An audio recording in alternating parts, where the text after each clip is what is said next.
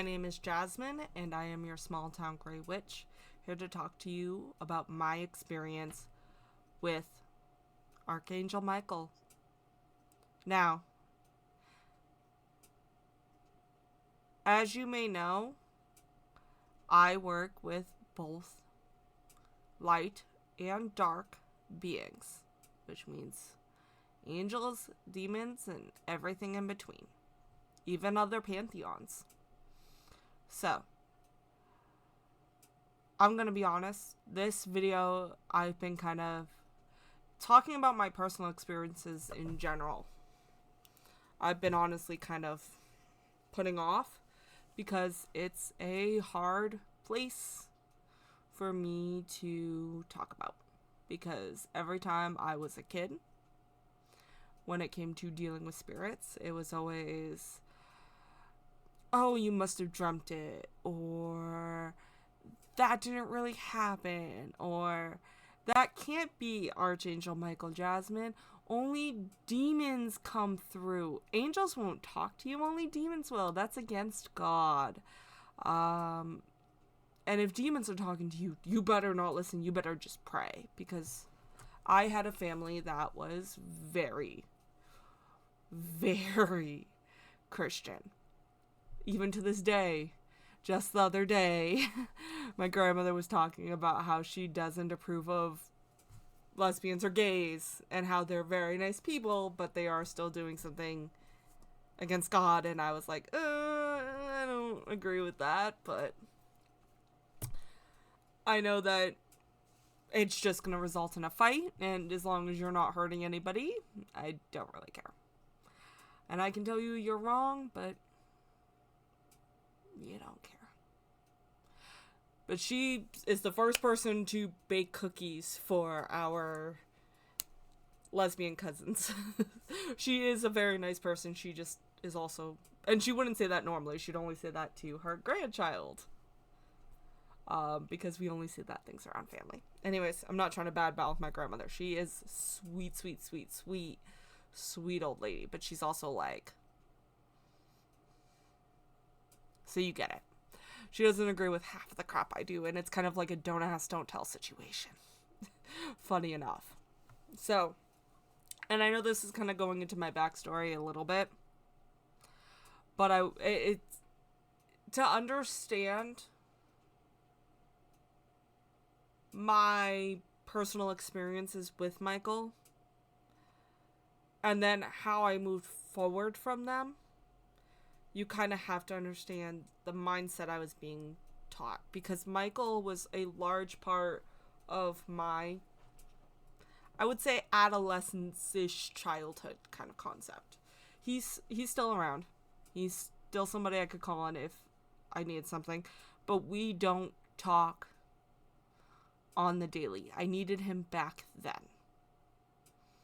He's just the first deity that I ever came in contact with, if that ever makes sense.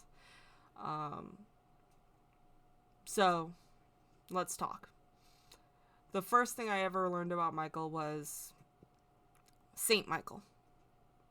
Some people say they're the same being. Some people say that they took him out of angelhood because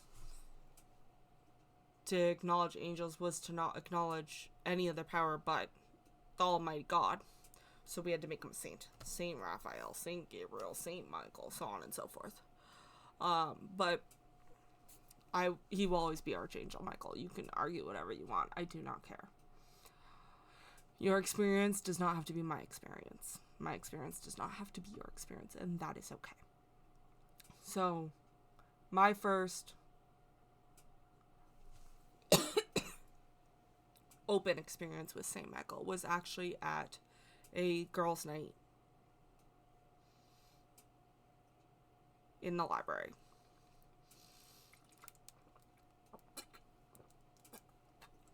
Excuse me. Now, I kind of always, every time I heard his name, something felt weird, like, because we would talk about things, and I had part of my family, very small part, was Catholic, and then the rest of it was extreme Baptist, Protestant, a lot of it Protestant, Christian. Born again is what they called it. So they would talk about how the Catholics didn't have it right because they idolized things other than God, such as Saint like Michael or the Mother Mary. And if you're praying to the Mother Mary, that's a false idol because the only real idol is God. So there was a lot of conflict in that concept between, and came from my mother, not my grandparents, so I gotta give her that. This was my mother going, they're wrong. Catholics are wrong. They have it wrong. Freaking hate the word wrong sometimes when it comes to spirituality now. And I'm sorry if I'm talking very softly. This is a hard conversation for me to have because it has to do with my family and there is a lot of general hurt. So they would talk about Saint Michael, they would talk about the saints and how Catholics had it wrong. And every time Saint Michael came up, I got this weird, like, twing. And we would talk about angels, and I'd get a weird twing. And it's just, it felt like somebody was there.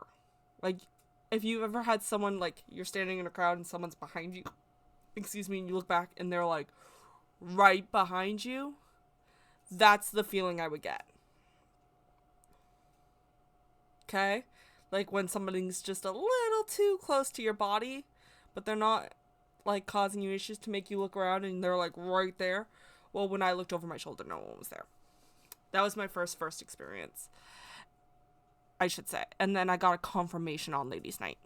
So, small town, the library was hosting a ladies' night. So, all ladies were welcome. Men were kind of not welcome. And this was before the whole transgenders thing, so it was just men and women. There was like kind of concept, small town, you know how it is. So they had a ladies' night, and they had they had a bunch of different vendors for women. They had raffles, they had activities, they had like a massage place or a massage vendor coming in just to do like, see this, and if you come in to we could give you full massages or spa kits, little small kits handed out to the ladies. Pretty much everything you think of. Small vendors doing small things to try to pull you into more. Okay? Okay. If you happen to be the vendor I'm about to talk about, please let me know. You actually changed my life. But I don't know the name of who you were. I don't know. So, if you know me, I'm very big in my community. Not very big, I'm very small actually, but my community is small too.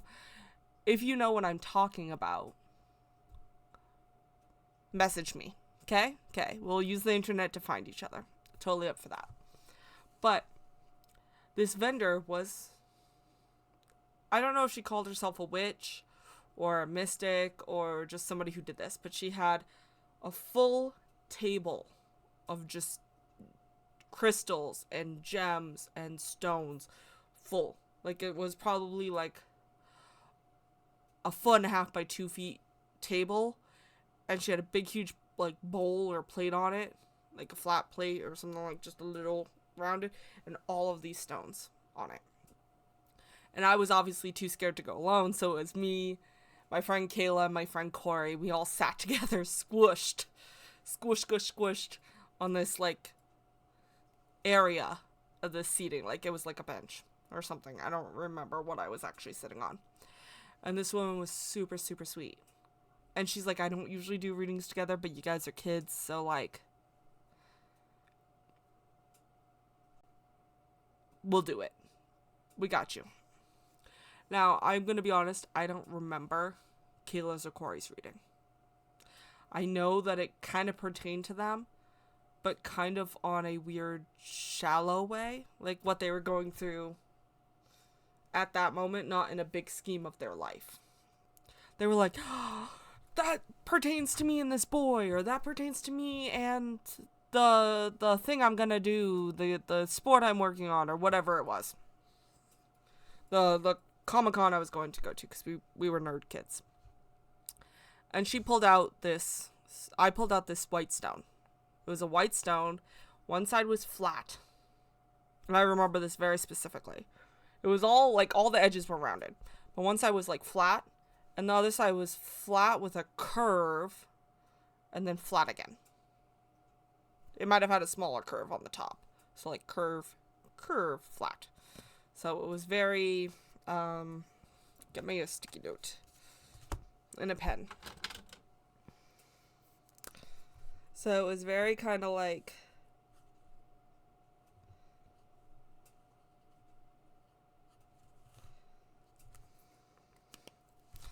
this, where it's flat and the other sides have curves. And I remember this very specifically because to me this looked like boobs and a belly. And I thought this was the prego stone. I'm going to be told I was a mother. That's what I'm going to hear for the rest of my life. When I picked the stone, something called to me, and that's what I was like, oh, she's going to tell me I'm going to be a mom when I'm older. Big whoop. It's the pregnancy stone. That's how I remember the shape.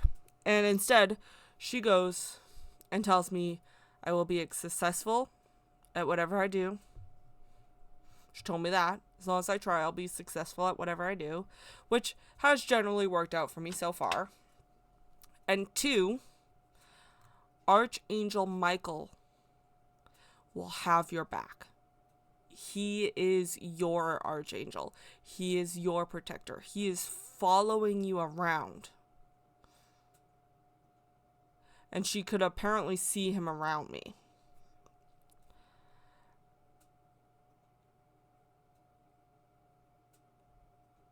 And I just knew it. I was like, he okay, I hear you. And she's like, I can see him near you. I have a cat. Sorry. Cat climbed up my back. Right in the middle of the chaos. Thanks, Voodoo. Yes, this is my cat, Voodoo. You can see his blackness now. He's such a mama's boy. I can't sit here for too long without having a cat interrupt me, I swear. But anyways, back to the story as he comes up and says hi, and I have to pet him, so I'll keep talking while I pet him. And he knocks my crap over. So, she's like, he's around you, and he's going to stay. Come on, Voodoo. He's going to stay around you. He's your archangel. And she asked me if I've ever had anything with him, and I'm like, I always knew it, but I was a kid, I was nervous, I was like, I always knew it, but that's all I could give her. And she's like, you have powers in you. And I'm like, no, I'm supposed to be a Christian. Like, that's what my family says. Like, I might be into dark stuff, but like, my family says I am supposed to be a Christian. How could I be the one who has powers? And she's like, you have gifts. Whether you choose to use them or not is your choice. But they are there. And I'm like, okay, enough of this creepiness. You hit everything I've been thinking about for the last, little bit of time in my middle school life, where I'm also thinking about boys and school and everything else. So, we're gonna move on. And after that little experience with this woman, I always kind of felt like something was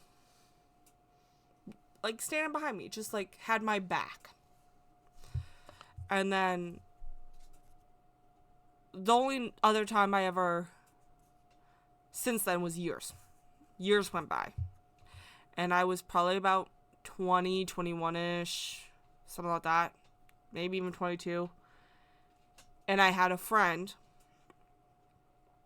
Travis, who told me he was moving, and he had to pack up, and he lived out freaking north in the same state I'm in, which I can blatantly tell you is in the middle of Nowhereville. And I told him I'd come in, I'd help him pack, and I would move his boxes and get him organized, because he had to move that weekend, or next weekend, whatever. And I was going to help him. That was the plan. And boyfriend knew I was going out there, currently my husband, but he knew he's friends with this guy too, so we're just going to help. I'm going to go out there, current husband, was boyfriend at the time, had to work, so he couldn't come. So I was going to go by myself. And I can handle this. Like, I don't usually go places by myself, but I could handle this. I could do this. I think I can manage this to help a friend. So I drove probably about an hour up north using GPS on my phone and whatnot. Got there, hung out with Travis. I think we did more hanging out and going, what do you have here? Than actually packing the things. And discussing his weird collection of weird things. Then we did anything else.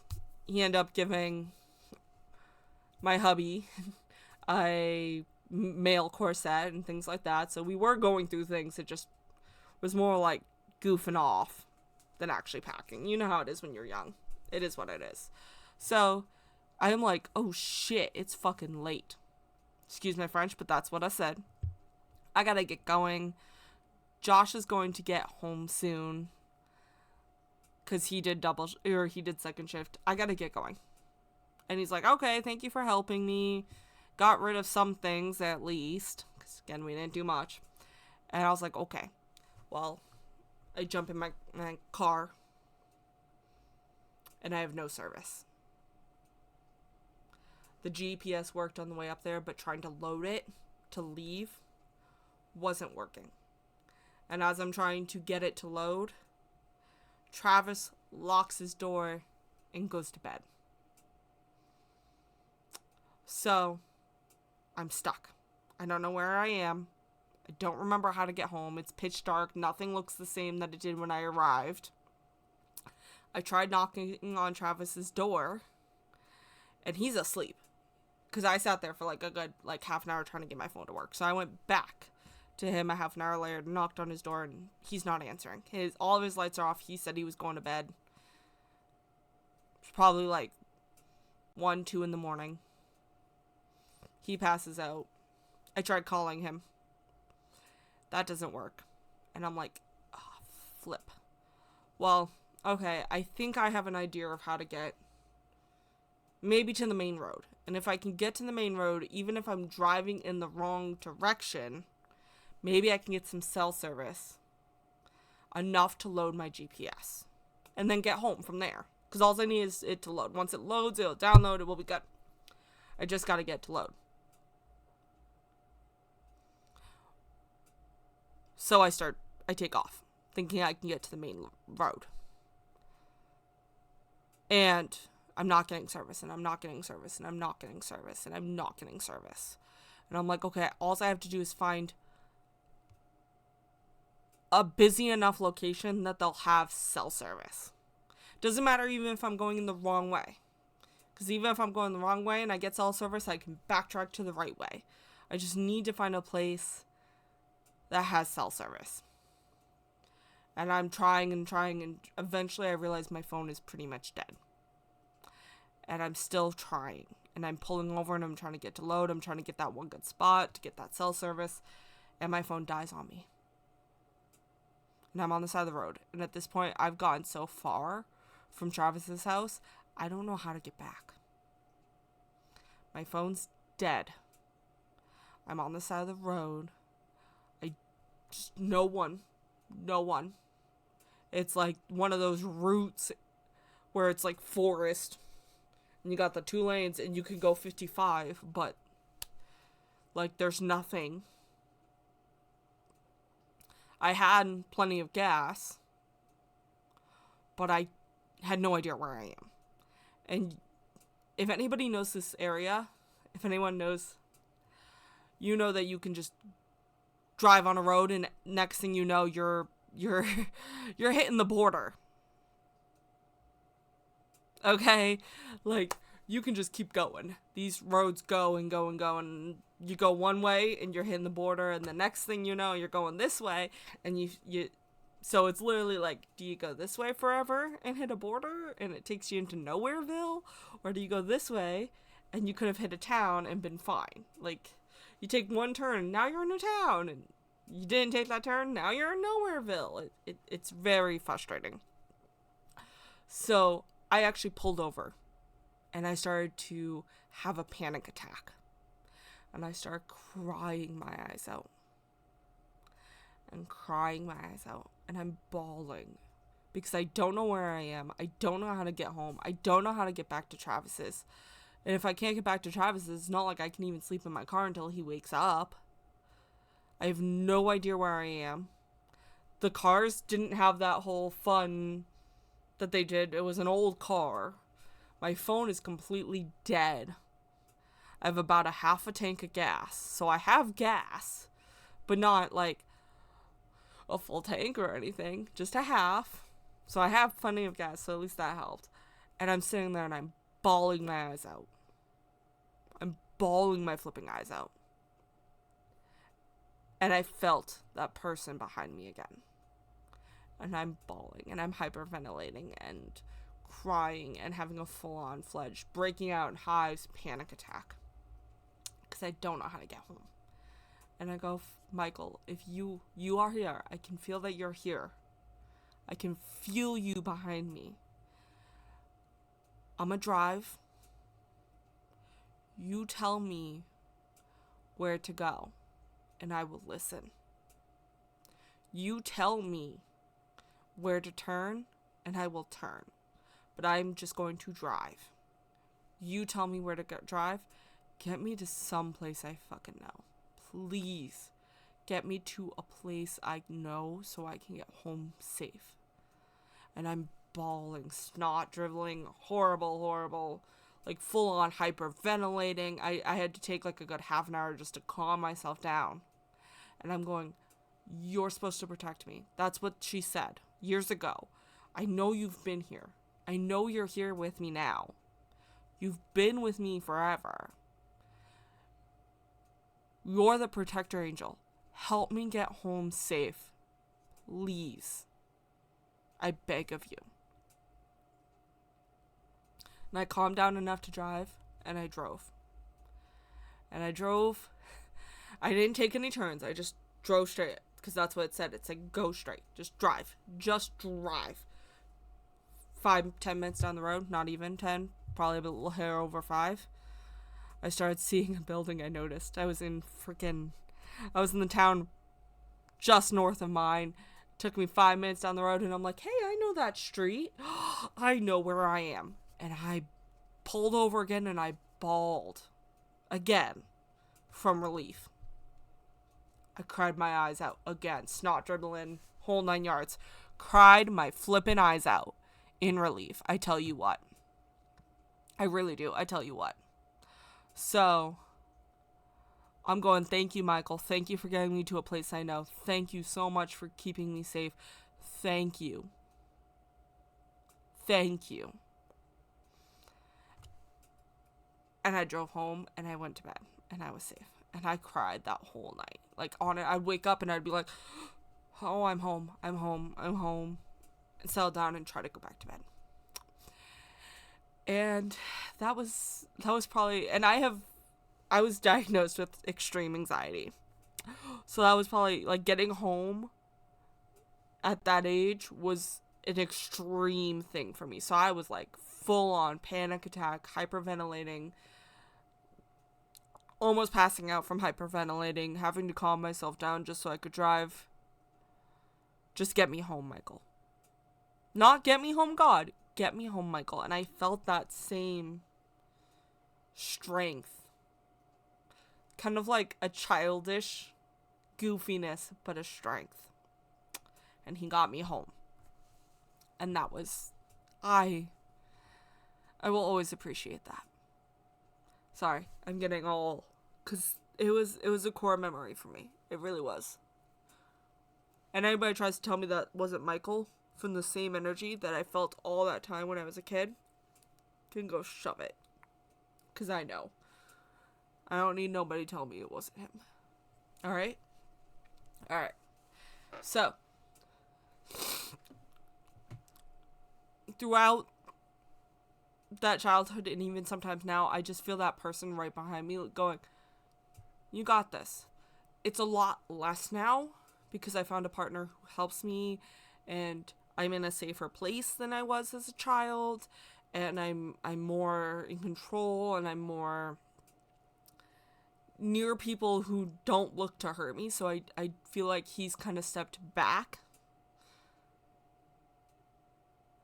But I've had one other actual experience with Michael, where I actually had a dream of him, and I saw him. And when I saw him, he was actually kind of like, he'd go from a kid to like in this dream. Because I saw a lot of angels in this dream. It was like 3 nights of dreaming, I swear. And he was the first that I saw. Kind of like, almost like I know you, so I'm gonna see you first, and then I'll let you see everything else.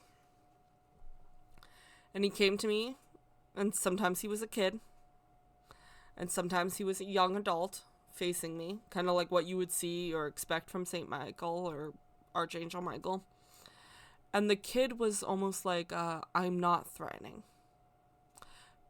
I've noticed that I don't want to say a lot, but a good amount of deities, when they first approach me, especially if they have that childish humor or goofiness or silliness or blah, blah, blah, but even if they don't, they come to me kind of as a smaller person, almost as a non-threatening entity, and then they show me their true self. It's just, I really honestly believe that angels show you or come to you in a way that you can perceive them, that you need to perceive them. So they're not going to come to you as this scary evil thing if that's not what you can handle seeing them as.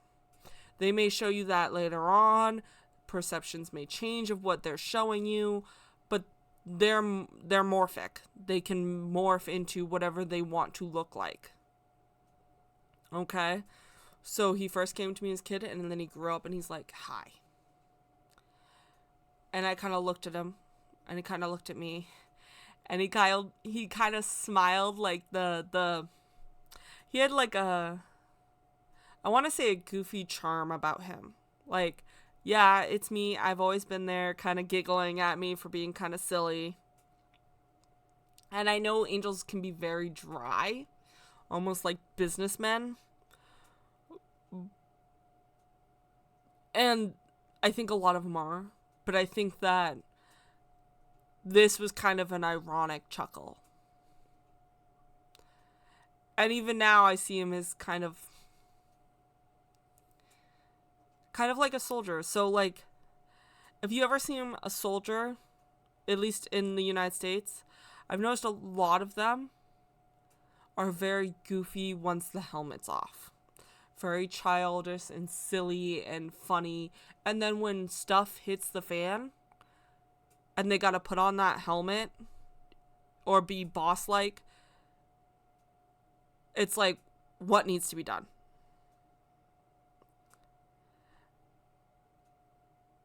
I know not all soldiers are like that, but a lot of them are. Kind of the same thing when you see like the soldier videos and all the soldiers across seas were dancing and doing a silly dance. And then obviously they're doing something super dangerous by being soldiers and being across seas and fighting wars.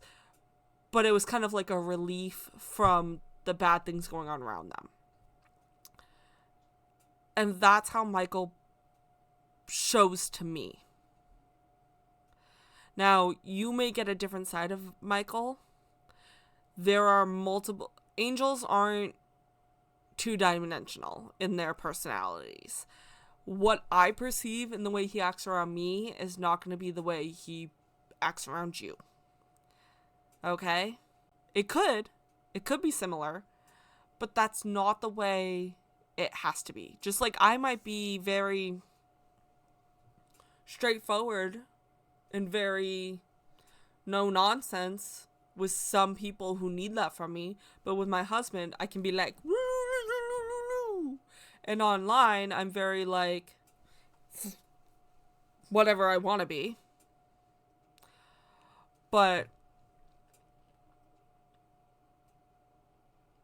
you act different around different people naturally, well, so do angels.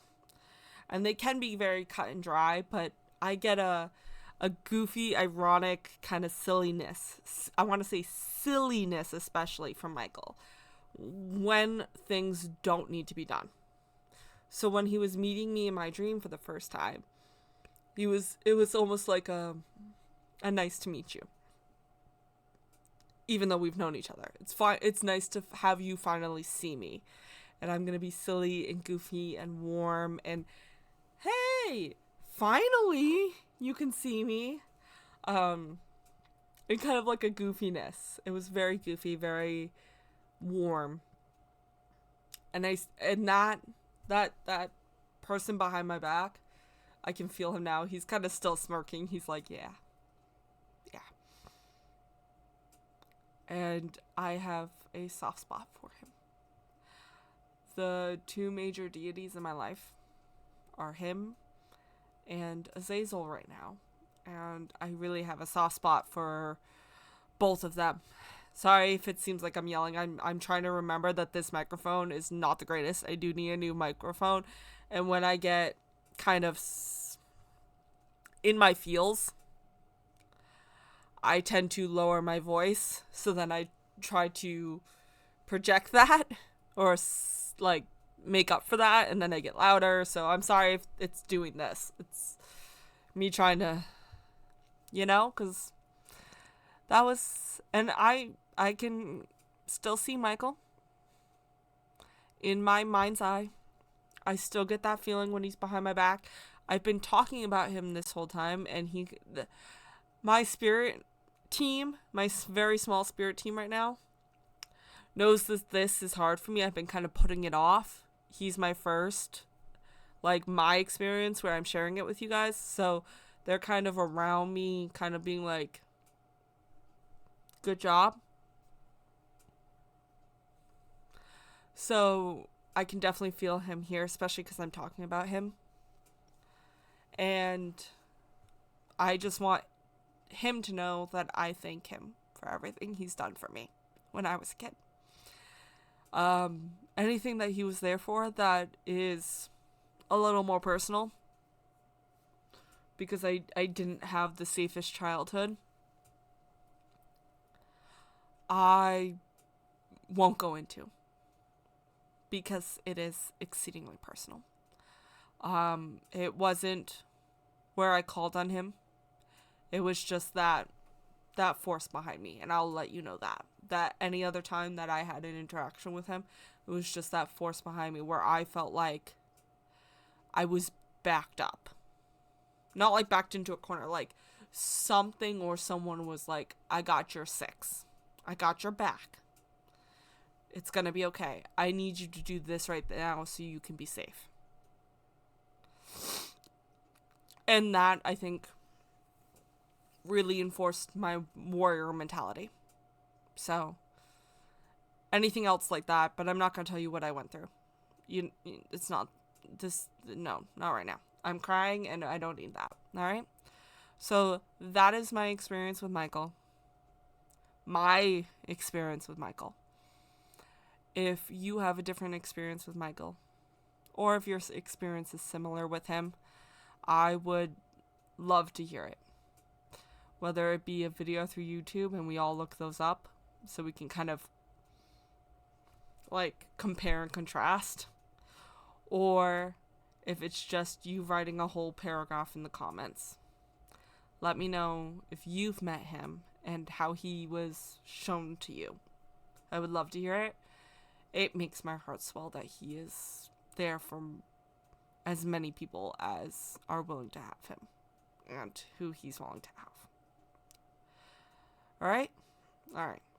So, that is my experience. Go have your experiences. And then most importantly, go do magic. Bye, guys.